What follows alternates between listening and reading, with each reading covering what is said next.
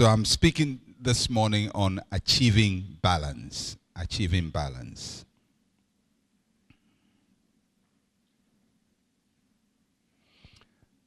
I looked up the definition for balance, and there are several definitions, but this one was quite interesting. It says an even distribution of weight, enabling someone or something to remain upright and steady. An even distribution of weight, enabling someone or something to remain upright and steady. So basically, when we talk about balance, we are talking about properly distributing weight so that you are not drawn one way or the other to your disadvantage, so you can remain upright and steady. In the Bible, there are several words used to describe balance, but the two prominent ones in the Old Testament. And the first is the measuring line. The measuring line. And if you check Ezekiel chapter 40, verses 1 to 3, we read about the measuring line. And you read, it says, in the 25th year of our captivity, at the beginning of the year, on the 10th day of the month, in the 14th year, after the city was captured, and the very same day, the hand of the Lord was upon me. He took me there. In the visions of God, he took me into the land of Israel and set me on a very high mountain. And on it toward the south was something like the structure of a city. He took me there, and behold, there was a man whose appearance was like the appearance of bronze. He had a line of flax and a measuring rod in his hand, and he stood in the gateway. That description, measuring rod, is a description of a balance, a measuring rod. So when the Bible uses the measuring rod as a balance, it talks about checking for alignment, making sure that things are properly lined up, they are in the right order. So the measuring line checks for alignment. Everybody say alignment.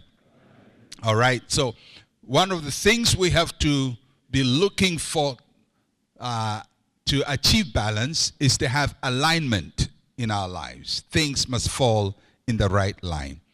The second object that is used for balance in the Old Testament is the weighing scales. The weighing scales.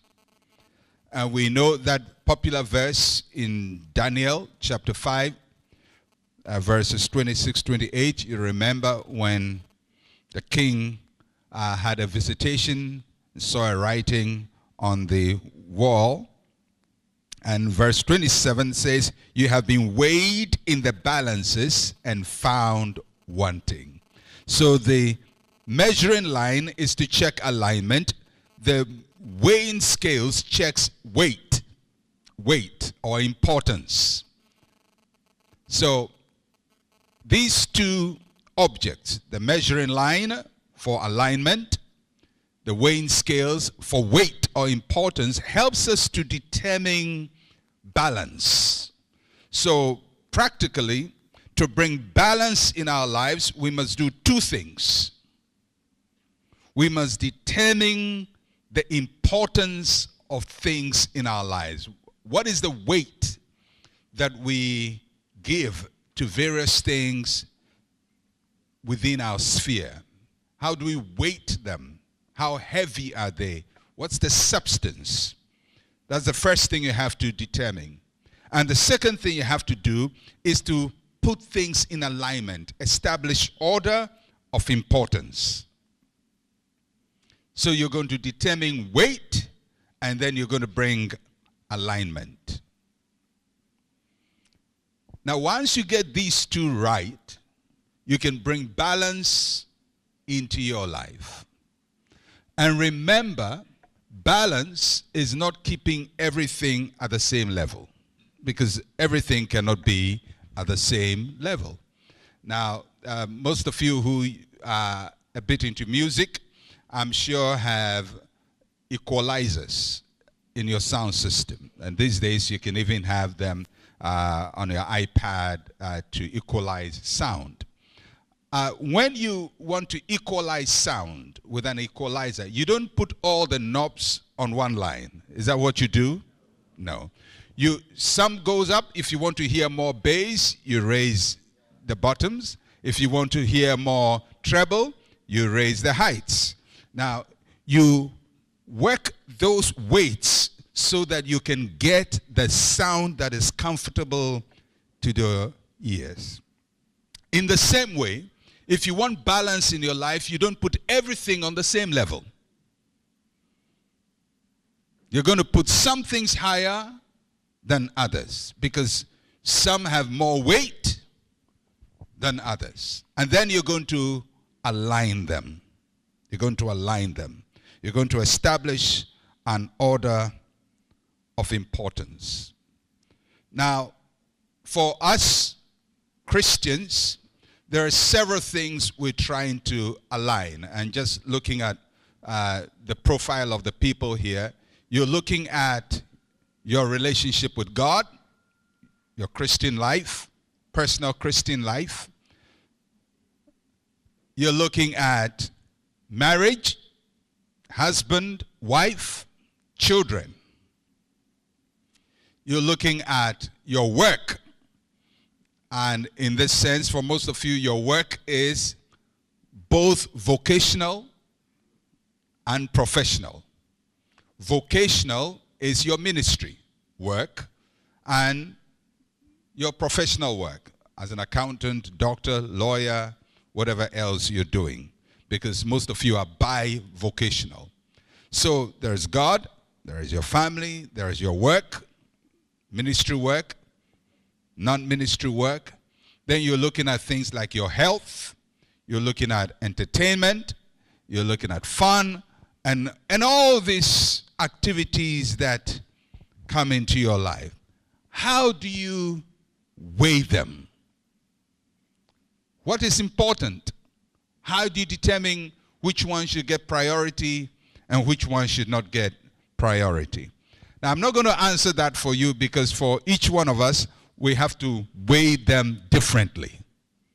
There will be some general rules as to what should weigh more than others, but each one of us will have to find our weighting system. We'll have to determine it for ourselves. And what I'm going to try to do today is to point you to some general principles that can help you to determine which one is more important and how should I align them. And maybe afterwards I may recommend something about which one, how the alignment should be. Now, to achieve balance, there are three things we must get right, or three things we must consider. The first is purpose. Let's say that together. Purpose. Okay. Now, I was going to do PowerPoint, but we're a bit late, so I'm saying everything hoping that you get all the information right. The first is purpose. Second is priorities. Let's say priorities. And the third is pursuits. Let's say that together. Okay, pursuits. All right. So purpose, priorities, and pursuits. So what does that mean? Purpose is what your life is all about. Purpose is what your life is all about. It's the reason why things exist. So in order to determine balance, we have to establish the purpose for things. Purpose for our lives, purpose for the things in our lives. The second thing we have to do is to establish priority. Priority basically is what is most important. What is most important? Once you establish what is most important, you would know how to distribute your time and your affections. Your time, your affections, resources. Which one would you feel strongly for?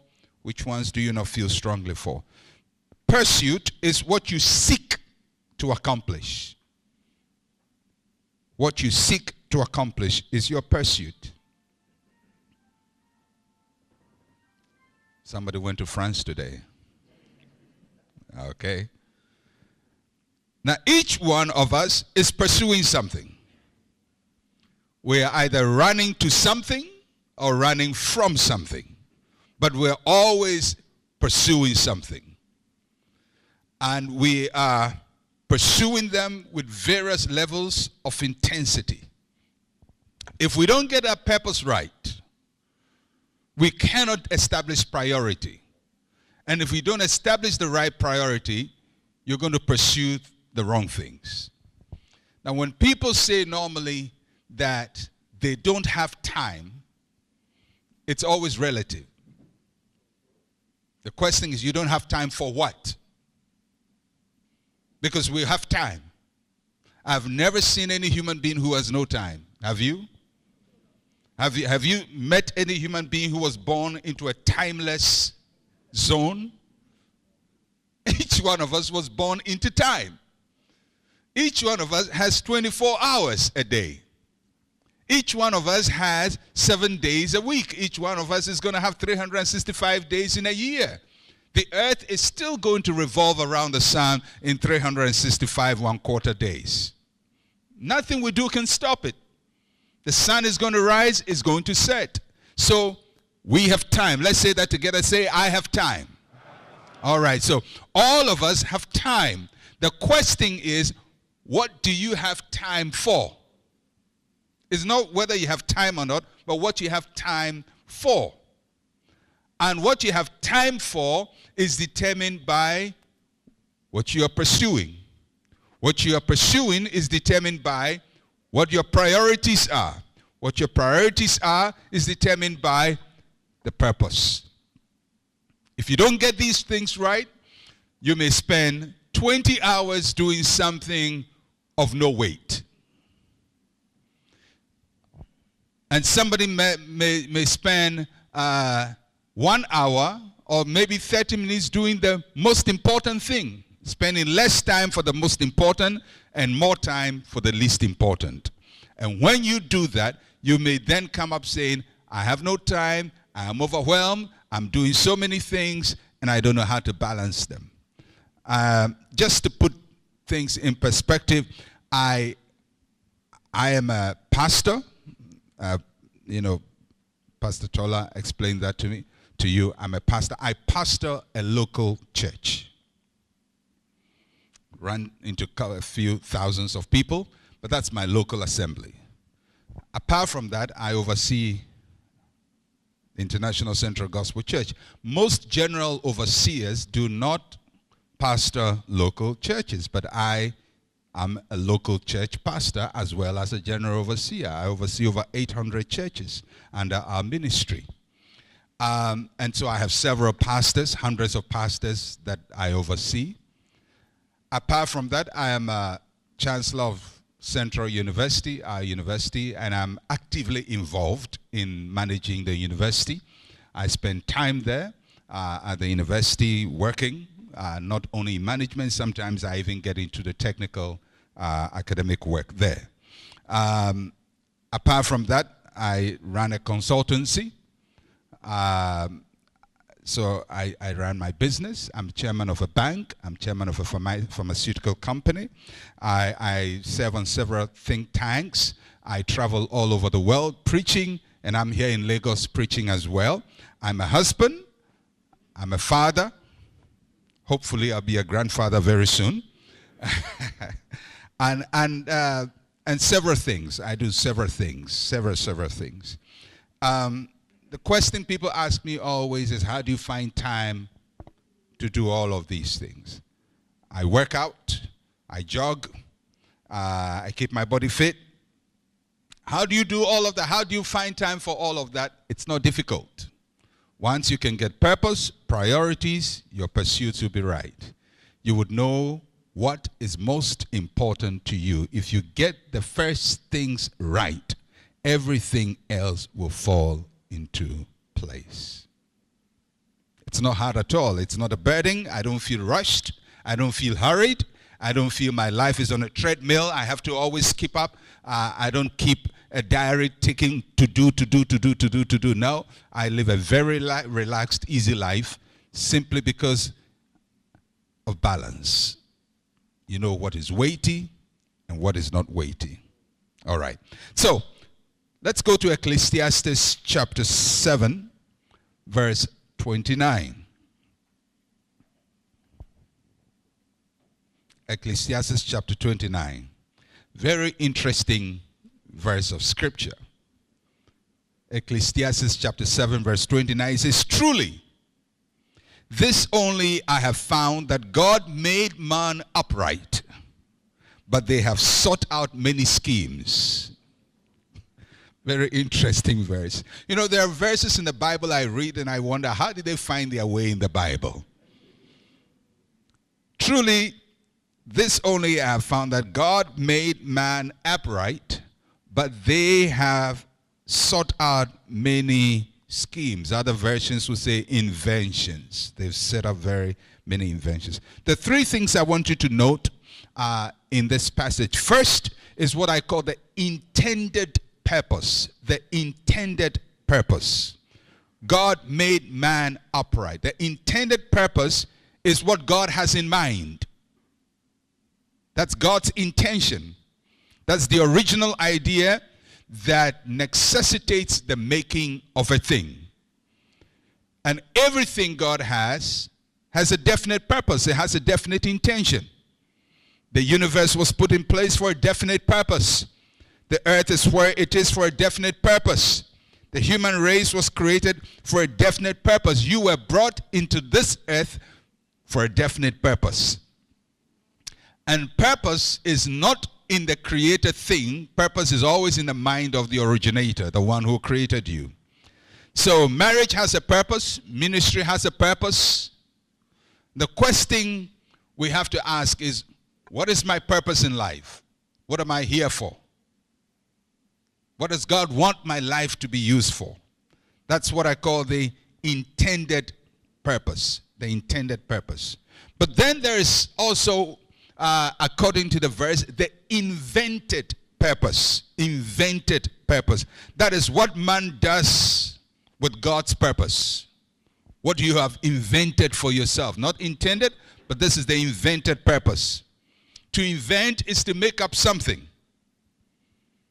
God made man upright, but they have sought out many schemes, or they've invented many schemes. So let me give you an illustration. This pulpit has an intended purpose. It has an intended purpose. The intended purpose is that it provides a structure to hold the documents that a presenter uses. And in this case, the Bible or a notebook. That is the intended purpose. However, when I'm really upset with you, I can lift up this pulpit and I throw it to hit your head. Now, that's not the intended purpose. That is the invented purpose. I've found a new use for the pulpit, although that is not what it was originally intended for. So, I can use this pulpit for several things that I can invent. And I can find 30 invented purposes, but there's one intended purpose. Are you following me? So many times, what we have to do is very simple. But what we create out of it is a lot. The invented purpose, many times, is far more than the intended purpose. Then the third thing I want you to note is the inverted purpose. That is when purpose is turned upside down. This happens when we use something for the opposite of what the maker intended. So really, when I use this pulpit to hit your head, I have not just invented, but I have inverted. I've turned it upside down. Instead of it being a place of blessing, it's become a place, something for bullying. All right. So, let's go through that. The first one is what? Intended purpose. Number 2. And number 3, inverted. Okay. Now, for all your life, for my life, for your life, there is an intended purpose. Then there is what we invent ourselves. And then sometimes we totally subvert the purpose of God. There is a character in the Bible that is it's one of the interesting characters in the Bible. His name is Samson. When Samson was born, there was a purpose for him. And it's stated in Judges chapter 3, verse 5. It says, "For behold, you shall conceive and bear a son," that is Samson's parents, "and no razor shall come upon his head, for the child shall be a Nazarite to God from the womb, and he shall begin to deliver Israel out of the hand of the Philistines." So Samson was conceived prophetically. Now, I was not born prophetically. I don't think my father heard from God or my mother heard from God. I think they heard from something else, but not from God. And I was born. And, but Samson, they heard from God. Parents heard from God. Mom heard from God. Dad heard from God. And he was born. And they heard what his purpose was, and they told him what his purpose was. He was going to fight for God. But when you look at Samson, although his purpose was to fight for God, he decided to invent his own fights. And when you read the story of Samson, he fought, but almost every battle he fought was not for God. He fought for himself, fought for women, fought to redeem his reputation. I think the only last battle he fought was the one for God. That's the battle he died in. But almost every other battle he fought it for himself. But he still had his strength. He still had the anointing. He still had the capacity. But he invented new uses for his strength. And it tells us that sometimes even men of God can invent purposes for themselves. They can do things that God has not told them to do. And when you do things God has not told you to do, life becomes weighty or heavy or difficult.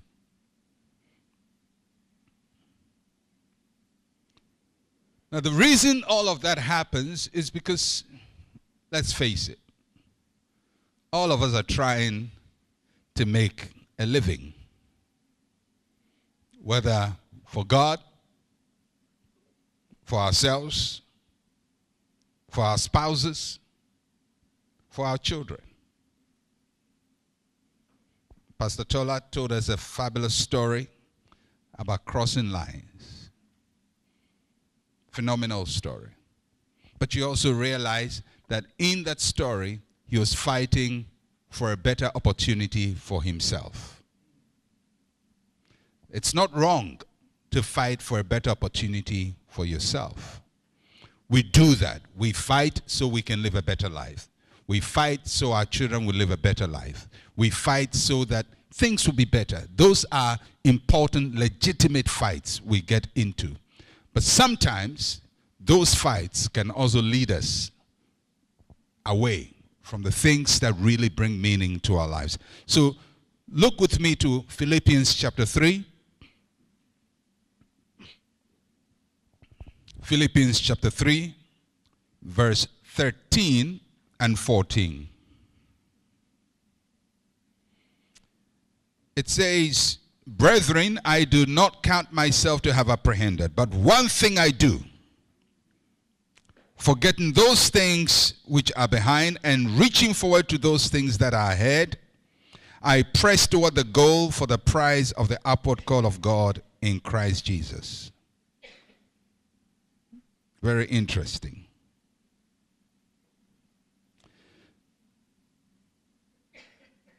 I want you to look at verse 13 again. But this one thing I do, forgetting the things that are behind, reaching towards the things that are ahead. Two things: forgetting the things that are behind, reaching for the things that are ahead.